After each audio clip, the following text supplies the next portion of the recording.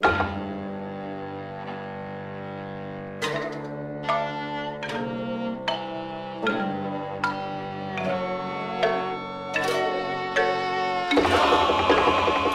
there, and welcome back to Speedy Read of J.K. Rowling's Harry Potter, the Philosopher's Stone. So, I've got 15 minutes on my hands, I hope you do too, and without further ado, I'm going to start my timer and get cracking on this book.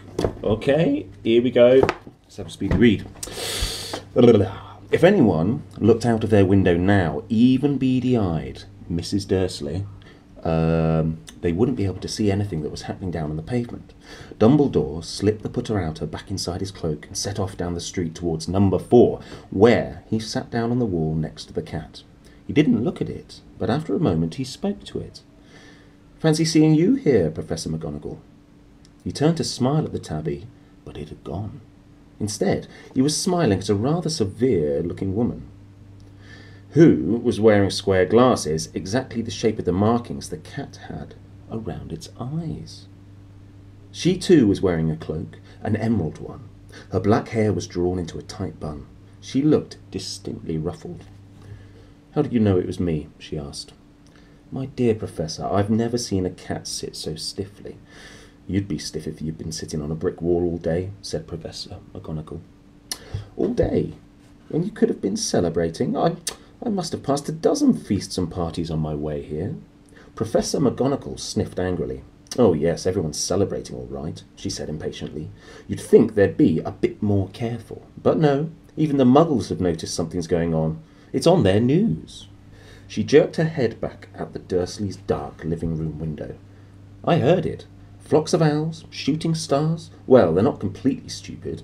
They were bound to notice something. Shooting stars down in Kent. I'll bet that was Daedalus Diggle. Let's call him that. I bet that was Daedalus Diggle. He never had much sense." "You can't blame them," said Dumbledore gently.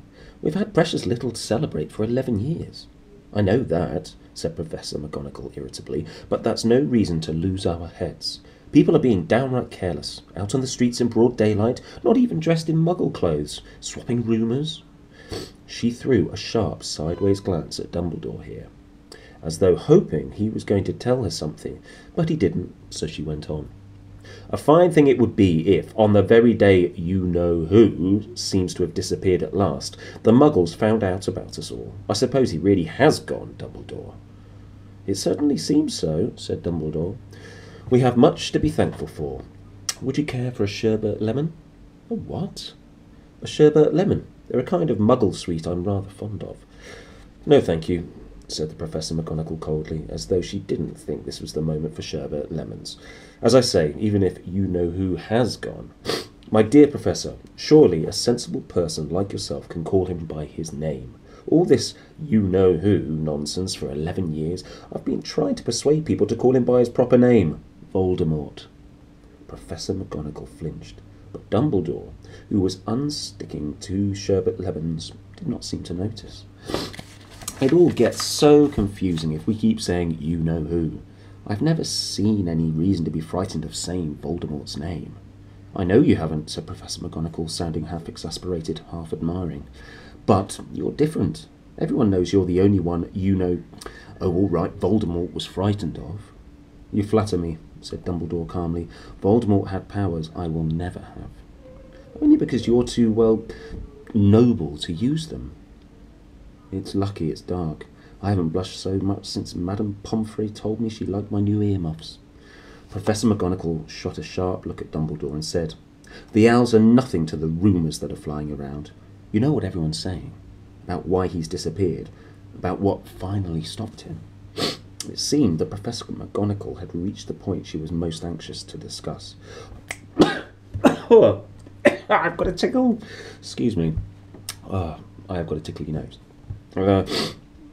The real reason she had been waiting on a cold, hard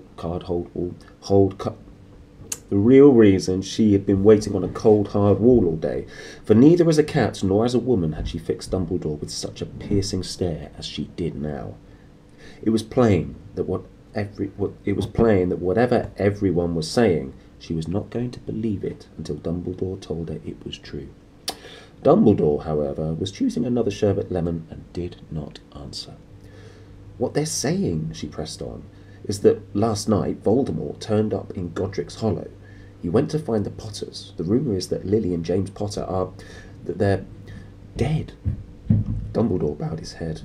Professor McGonagall gasped. Lily and James? I can't believe it. I didn't want to believe it.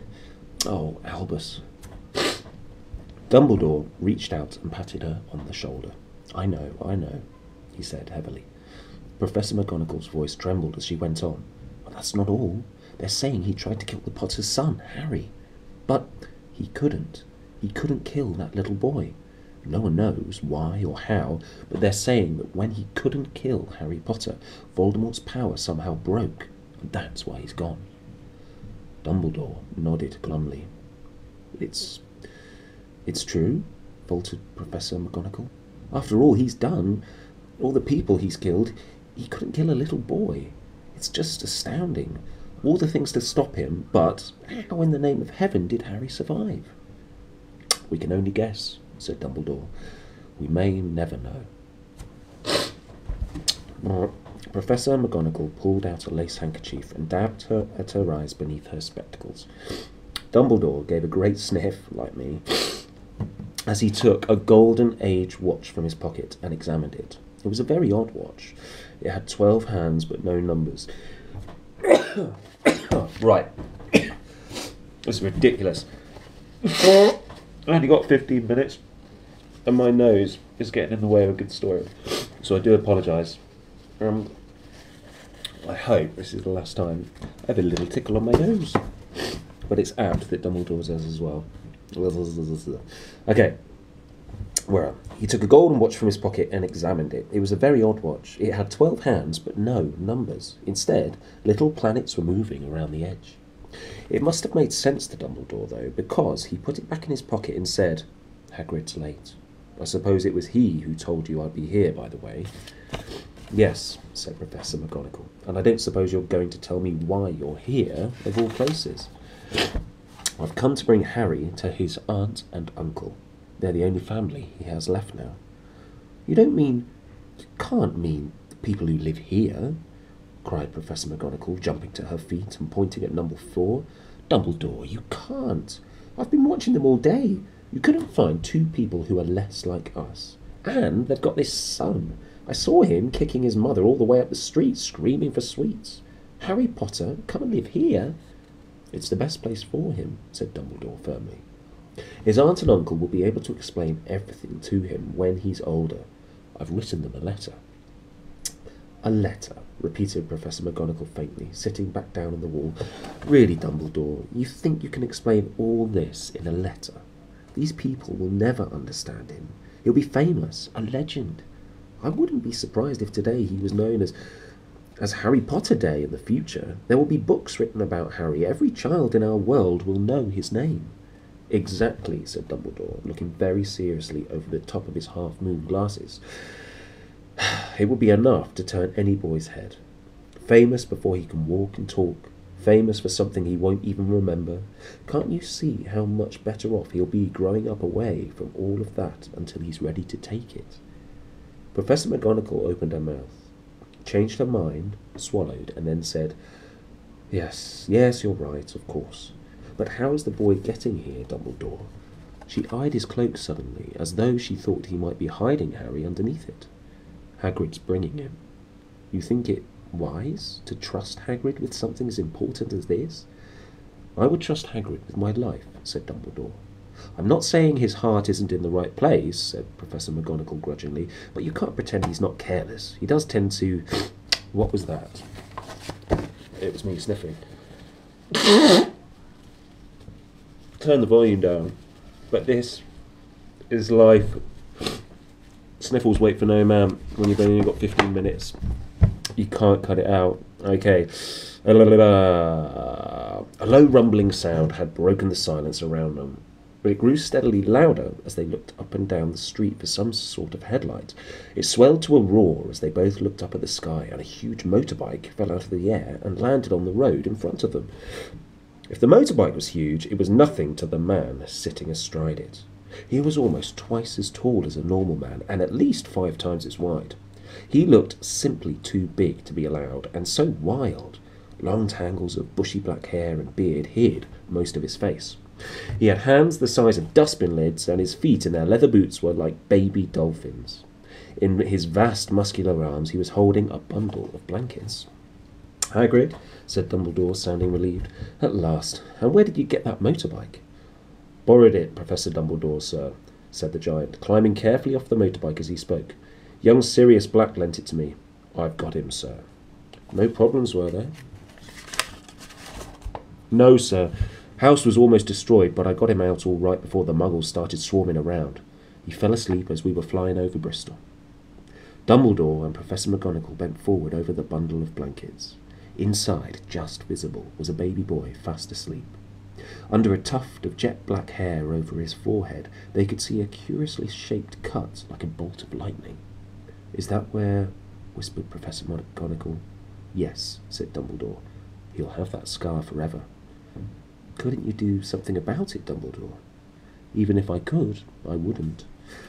Scars come in useful. Scars can come in useful. I have one myself above my left knee, which is a perfect map of the London Underground.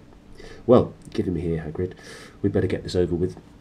Dumbledore took Harry in his arms and turned towards the Dursleys' house. Could I say goodbye to him, sir?" asked Hagrid. He bent his great shaggy head over Harry and gave him what must have been a very scratchy, whiskery kiss. Then suddenly Hagrid let out a howl like a wounded dog. "Shh!" hissed Professor McGonagall. "You'll wake the muggles." "Sorry," sobbed Hagrid, taking out a large spotted handkerchief and burying his face in it. "But I can't stand it. Lily and James dead, and poor little Harry off to live with muggles." Yes, it's all very sad, but get a grip on yourself, Hagrid. All will be found," Professor McGonagall whispered, patting Hagrid gingerly on the arm as Dumbledore stepped over the low garden wall and walked toward the front door. He laid Harry gently on the doorstep, took a letter out of his cloak, tucked it inside Harry's blankets, and then came back to the other two. For a full minute the three of them stood and looked at the little bundle. Hagrid's shoulders shook. Professor McGonagall blinked furiously, and the twinkling light that usually shone from Dumbledore's eyes seemed to have gone out. "Well," said Dumbledore finally, "that's that. We've no business staying here. We may as well go and join the celebrations." "Yeah," said Hagrid in a very muffled voice. "I'd best get this bike away. Good night, Professor McGonagall. Professor Dumbledore, sir." Wiping his streaming eyes on his jacket sleeve, Hagrid swung himself onto the motorbike and kicked the engine into life. With a roar, it rose into the air and off into the night. "I shall see you soon, I expect, Professor McGonagall," said Dumbledore, nodding to her. Professor McGonagall blew her nose in reply. Dumbledore turned and walked back down the street. On the corner he stopped and took out the silver putter-outer. He clicked it once, and 12 balls of light sped back to their street lamps, so that Privet Drive glowed suddenly orange, and he could make out a tabby cat slinking around the corner at the other end of the street. He could just see the bundle of blankets on the step of number 4. "Good luck, Harry," he murmured. He turned on his heel, and with a swish of his cloak he was gone. A breeze ruffled the neat hedges of Privet Drive, which lay silent and tidy under the inky sky. The very last place you would expect astonishing things to happen. Harry Potter rolled over inside his blankets without waking up. One small hand closed on the letter beside him, and he slept on, not knowing he was special, not knowing he was famous, not knowing he would be woken in a few hours' time by Mrs. Dursley's scream as she opened the front door to put out the milk bottles, nor that he would spend the next few weeks being prodded and pinched by his cousin Dudley. He couldn't know that at this very moment people meeting in secret all over the country were holding up their glasses and saying in hushed voices, "To Harry Potter, the boy who lived." So there we go, chapter 1. Now, chapter 2 is called The Vanishing Glass. Okay, let's see. I think we've still got a few minutes to go. Okay, chapter 2, The Vanishing Glass. Nearly 10 years had passed since the Dursleys had woken up to find their nephew on the front step, but Privet Drive had hardly changed at all. The sun rose on the same tidy front gardens and lit up the brass number 4 on the Dursleys' front door. It crept into their living room, which was almost exactly the same as it had been on the night when Mr. Dursley had seen that fateful news report about the owls. Mr. Dursley had seen that fateful news report about the owls. Well, I just read that. Only the photographs on the mantelpiece really showed how much time had passed. 10 years ago, there had been lots of pictures of 10 years ago, there had been lots of pictures of what looked like a large pink beach ball wearing different coloured bobble hats. Oh. But Dudley Dursley was no longer a baby, and now the photographs showed a large blonde boy riding his first bicycle on a roundabout at the fair, playing a computer game with his father, being hugged and kissed by his mother. The room held no sign at all that another boy lived in the house too. Okay, page 20. That's where we're up to, team. I've got to go. That's 15 minutes. And I'll see you next time for a speedy read. When my nose isn't so tickly, I'm sorry. Alright, until then, be super awesome and have a lovely, lovely time of it all. As I will too. I'm so relaxed. Alright, bye.